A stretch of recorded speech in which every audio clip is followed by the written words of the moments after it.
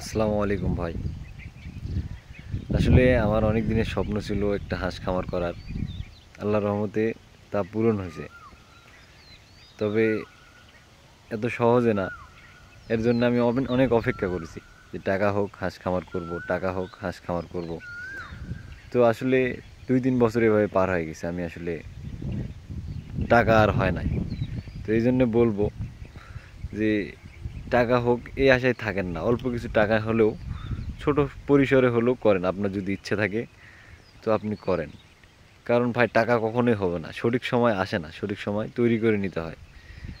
আর যদি সঠিক প্ল্যানিং থাকে তো ইনশাল্লাহ অল্প টাকা দিয়ে আপনি হাঁস খামার করতে পারবেন।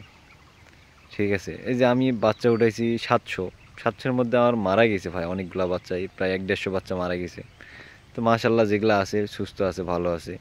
তো এগুলাই যদি থাকে তো দেখা যাচ্ছে 3 মাসে হাঁস পরিপুক্ত হয়ে যায়। তো 3 মাস হয়ে গেলে আমি কিছু হাঁস বিক্রি করে দিব। দেখা যাচ্ছে 200 হাঁস যদি বিক্রি করে দেয় তাও দেখা যাচ্ছে 500 টাকা করে হলেও 200 হাঁসে 1 লক্ষ টাকা।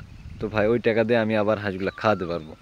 তো ভাই সঠিক প্ল্যানিং লাগবে। সঠিক প্ল্যানিং যদি থাকে তাহলে অল্প টাকা দিয়েও হাঁস পোষা যায়। কারণ হাঁসের প্রফিট আছে ভাই, রিস্কও আছে, প্রফিটও আছে।